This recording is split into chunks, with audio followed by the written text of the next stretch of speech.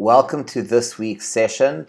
Today I'm really excited to talk about a question that just keeps coming up over and over again. And the question that I hear from so many people when I talk to them is, my supplier is just so slow in responding. What am I doing wrong? Now, the good news is that it's not unique to you. It's quite common. We hear it all the time. So when you do go through this experience, it's not something you need to take personally or feel per se that you're doing something wrong. But there are definitely certain signs and signals you want to look out for and certain ways you want to deal with this, because it can be extremely challenging and it can be extremely frustrating. The good news is that we've been living here for 16 years now, doing these projects in China and developing our own products in China, and it's nothing unique. We have the same problem. We have the same problem where we're dealing with suppliers. It really starts off so well. The communication is fast, the communication is smooth, and there seems to be this incredible willingness to help you and support you and cooperate with you. Then suddenly, as time goes by, the responses just start getting slower and slower and slower, and it even happens to me all the time. So it's really not a case of are you doing anything wrong, but more a case of understanding what is happening, right? What's going on? Why are they responding so slowly, and what can I do about it? Is there anything I can do about it? So I'm going to dedicate this session today to trying to address some of those issues, some of those problems, some of those scenarios, and understand what to do when suppliers are responding slowly, and what are the steps we can take. So there's really a few scenarios as we see them, right?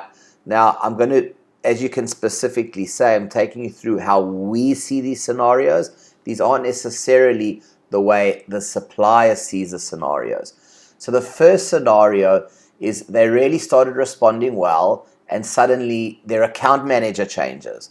So you're talking to a girl or a guy, and they're super proactive, super enthusiastic, and suddenly they say, I'm on leave, I'm going away, my colleague's going to be taking over the account and helping you, and your whole relationship just does a 180-degree flip, and suddenly when you're excited about dealing with these suppliers, it just becomes a very painful, slow experience.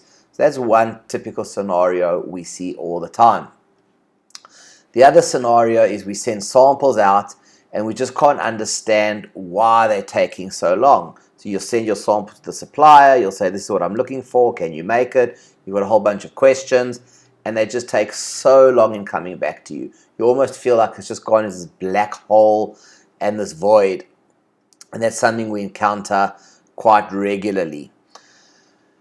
Then there's a scenario where you find at the beginning you're getting responses almost every hour, depending on how you're talking to them. Is it a WeChat conversation? Is it a Skype conversation? Is it an email conversation? Whatever the communication channel is, there's always this initial high-speed communication, and then as the questions start getting deeper, or the demands or requests start getting more detailed, you start finding they don't reply the same day, it's the next day. Or you might find your communication cycle starts becoming every 2 days, every 3 days, and that's when you start wondering, wow, this project is taking so much longer than I thought or anticipated. Then what starts happening is they keep promising the samples, and it's always delayed. You've got to chase them. Hey, you promised me samples in 2 days. Where are they? I don't have them yet. Right? I'm sure if you've been through this, you're probably like smiling and feeling a little bit of relief that this is such a predictable scenario. Right? So you chase samples. Where are they? They get promised you they're coming, and then they say they're coming tomorrow. Tomorrow comes, your samples don't come. This might sound very familiar. And this can go on for 1-2 weeks. Where's my samples? Oh, your samples are coming. We're nearly done with them. and it just can be quite excruciating, right? The bottom line is you just generally don't know why it's taking so long, right? So these are the scenarios kind of that we go through all the time. I'm sure you've been through them. If you haven't been through them, I can almost tell you with certainty that you're going to go through them. So maybe it's even better to be pre-warned, I don't know. But there's one reality, these scenarios don't change, right? After 16 years, I still deal with manufacturers and go through the exact same scenarios all the time. So the big question really is, why do we go through these scenarios? What's actually happening, right? What's going through the supplier's mind? What are we doing wrong? I always ask myself, what am I doing wrong? So what's actually going on behind the scenes? And are there ways that we can get over these hurdles? Now, a little bit of a spoiler alert. There aren't always definite ways to get over these hurdles, but once you understand what's going on behind the scenes and what the suppliers are thinking to themselves, it'll help you navigate the waters quicker and faster and easier. And once you've got this kind of understanding, it changes the way you start dealing with the suppliers, and it helps you ask better questions to really figure out what's going on. Because at the end of the day, what we don't want to do is waste a whole bunch of time facing these frustrations and challenges and not getting the result. But if we can get the result, then we have to understand what's going on, sometimes ride this road and see if we can ultimately get the result we want, which is our product, even if it's not easy. Remember, I always say this is not an easy journey, but it's about grit and perseverance, because you've got a business to build and you've got a product to launch. So let me try and paint a scenario of what the actual factories go through, right? So we're wearing our hat just now. Now we're taking our hat off and we're going to put on the factory's hat, right? Because I think it's always best to understand what's going on with somebody else to really figure out how to deal with it. So, and these scenarios, guys, I haven't made them up. These are real scenarios, and I know them because I have many friends that are factory owners. I've spent many a time with them talking about this, discussing this with them.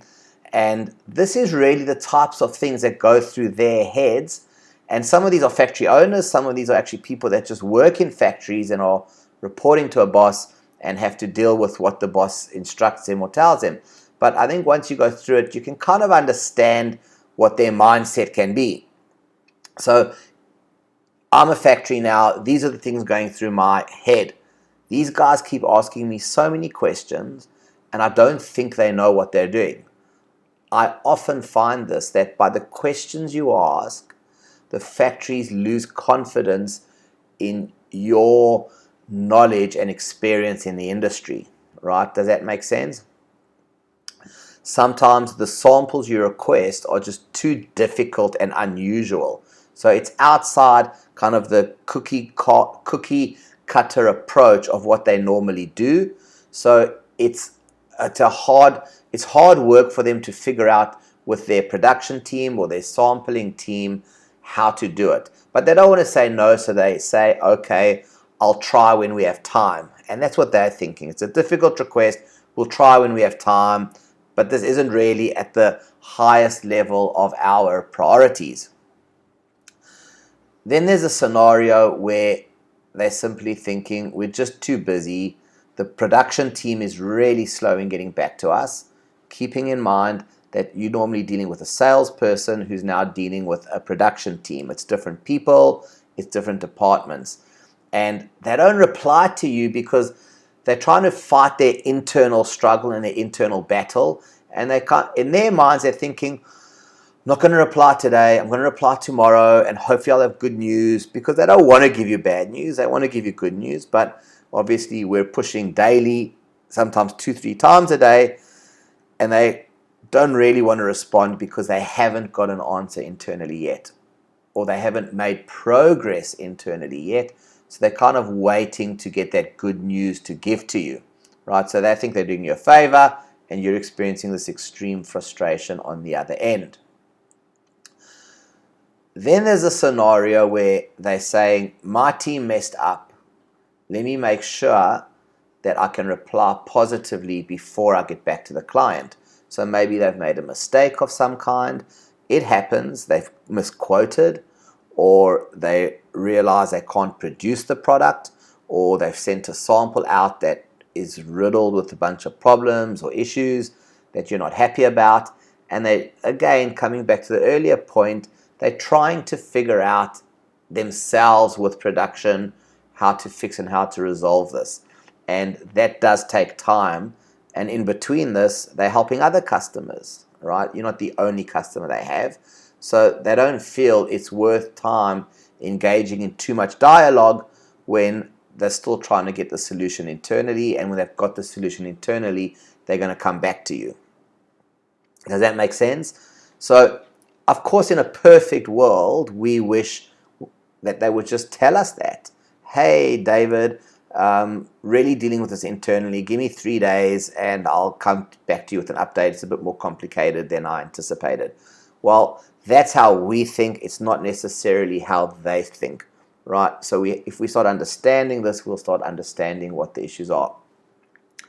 Then there's the cultural element of, I can't say no, but I really don't want this order. It's a pain for me.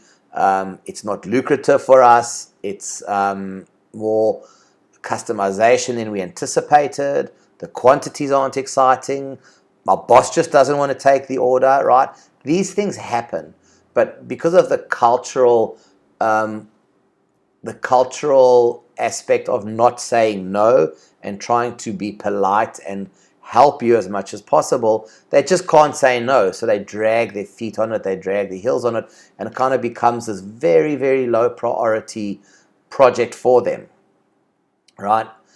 So that's another scenario that you have to be aware of. It can be the case. Now, as I'm running through these scenarios, I'm not saying that which one is specific to your case. These are just typical examples, right, guys? So these are typical examples of what happens, and we're going to figure out how do we get to the bottom of which one is affecting us, right? And what do we do? So I'm just going to run through the last three. There's a scenario that the factory is saying, these guys want everything. They're asking for so much from me in terms of quality, in terms of requirements, details, and all they do is keep squeezing the price. Every sentence ends, the price is too high. The price has to be below $1. The price. So there's this huge emphasis and focus on what the lowest price is, yet there's this long list of demands, right? That for us, we feel like we're doing a great job negotiating and keeping the pressure on the supplier, whereas behind the scenes for them, they're looking at this and going, they want everything, but they don't want to pay for everything. There's just an imbalance, right? And when the minute in any negotiation is an imbalance or not a win-win, we go back to that cultural scenario of, I just can't say no, but I don't really want this order. It's a pain, so it's not going to get my attention. Hopefully the customer is going to disappear. And that's the same thing for volume sometimes, right? They'll say, we'll try and make a smaller quantity, but we can't. So it's about that interest and willingness from the supplier. So the last scenario that I find is probably very common and more common than we realize, and that is the supplier actually doesn't control a specific part of that production. And they don't tell you that they're actually going to a third-party subcontractor or supplier of theirs to get these answers. And I can give you a lot of examples where this is the case. A very common one that you all go through is packaging. Most of your manufacturers will not produce their own packaging, right? So every detail you ask about packaging or printing, they're just taking your questions and transferring them to a third party and asking the same questions, they're getting the answers back. Can you see this broken telephone pattern happening already? And they then go back to you and give you the answers. You feel something doesn't make sense and challenge one of the responses, and they don't have an answer for you. So now they just delay and stall and go back and forth and back and forth. So you get this really fragmented communication channel. Now, this doesn't only happen on packaging. It happens on a lot of sub-assembly components, right? I know guys that make soap dispensers, but the factory specializes in the actual ceramic pots, but they don't specialize in the in the pumps. So when there's an issue with the pump or a question related to the pump, which is what we call a critical component, they just don't do anything, or they can't answer and they can't figure out how to fix or change it, or they go to a third party, their supplier, and have the same conversation, and that might take 2, 3, 4 days until they can come back to you. So guys, what I want you to understand here really is that there's scenarios as the factory sees them, and then going back, there's scenarios as we see them, right? What we're actually seeing is the side effect of one of these scenarios that the factory's facing. Does that make sense? So if we can understand what we're seeing, try figure out what the factory is seeing, and this is challenging. We've got to talk to them, we've got to communicate with them, we've got to be very open with our leading questions to try to figure out what's going on. Remember, we have to make this a win-win and get a strong relationship with them. If we can figure out what scenario the factory's facing, we can then figure out how to improve our situation or how to understand what's going on in their mind so we can sort it out. Now, that's the theory. It's easier said than done, but that really is what it comes down to in terms of building the right relationship with your suppliers. So the big question is, when should I pull the plug on them, right? We've gone through the scenarios, the good, the bad, the ugly. We've been patient, we've been tolerant, we've been understanding, but there has to come a time where we do pull the plug, right? Where we just say, this isn't working for me, I'm not going to get my production, I can't work with the supplier. When do we pull the plug? So I'm going to walk you through kind of my guiding principles on when I eventually decide to pull the plug. And I want to emphasize something here, that I see people pulling the plug too often, which is very understandable because the frustrations, as we've discussed in our scenarios as we see them, are daunting, and in a normal space or environment, we would never accept that in our local environment, such poor service. But there is a reality, and that these factories do have these real problems and real scenarios to deal with, and we are trying to get these factories to produce our goods, and by going through this hard work, that's what's going to make us successful, because if we could do it cheaper in our own country, we would, but we can't. So we got to understand what's going on behind the scenes here, and it is a much harder work than you would typically tolerate from a local or domestic supplier, right? It's just the way it is, guys, and that's why by understanding what's really going on here, you can hopefully take some of the stress and frustration out of it and spend your energy figuring out what's going on, because ultimately what you want to do is either have success or make that decision when to pull the plug. So when do we pull the plug? This is the big question. Firstly, before I answer that, I'm going to spend a bit of time on what we can do, okay? We don't want to pull the plug yet. We want to figure out what can we do to make this better. So the first thing is to build a relationship and communicate. We want to find the win-win situations, right? Talk to your suppliers, bring it down to a bit more of a personal conversation to figure out what's holding them up, what their challenges are, what their problems are. Don't put the burden on the salesperson to give you all these immediate answers, immediate responses.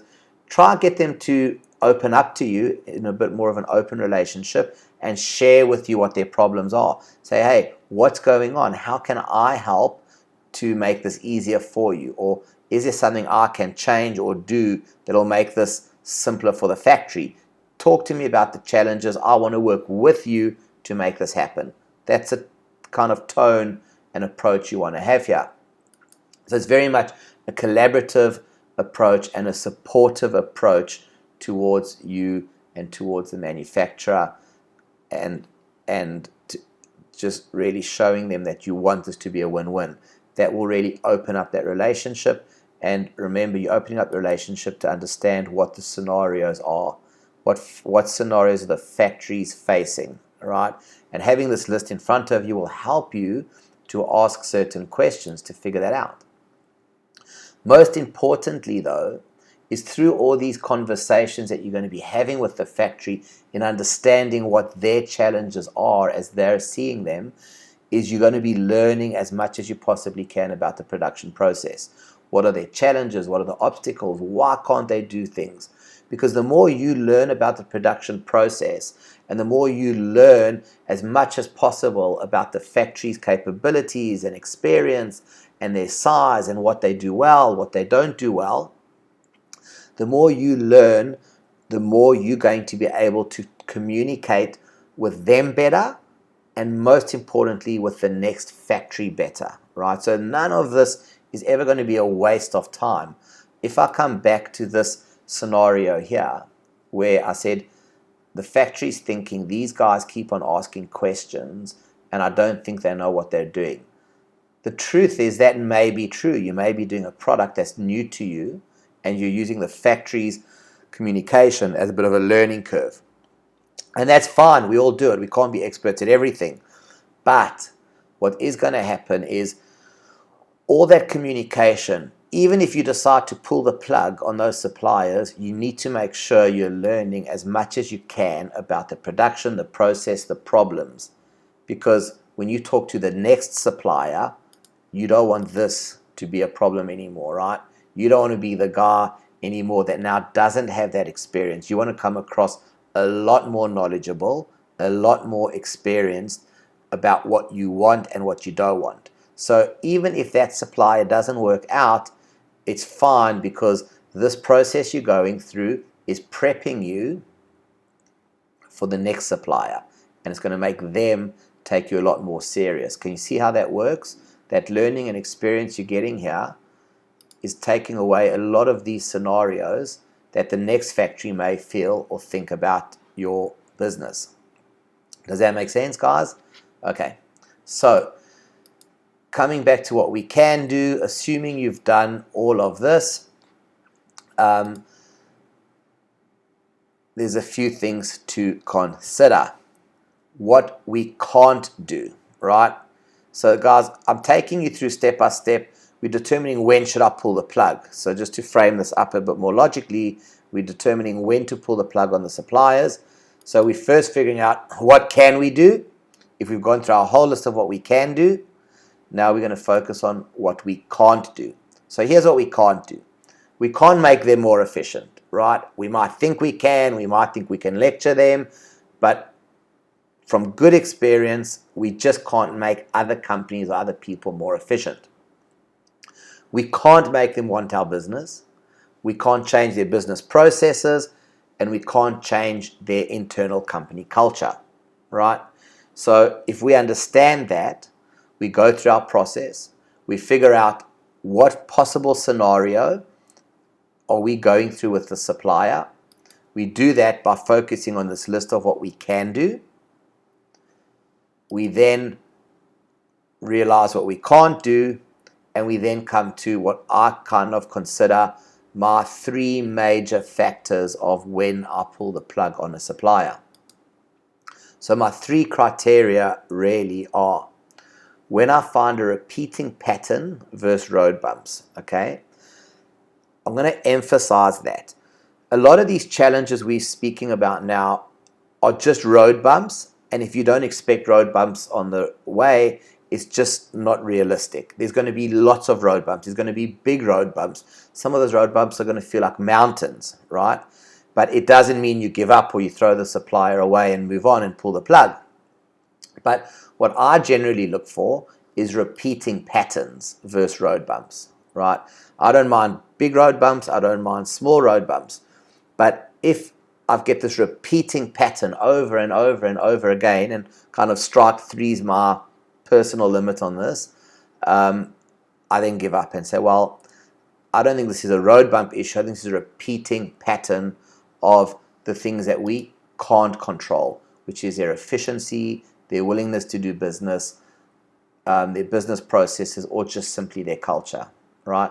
So repeating patterns versus road bumps are important to differentiate, and don't mistake big road bumps or challenging road bumps for some of the problems if they're not a repeating pattern.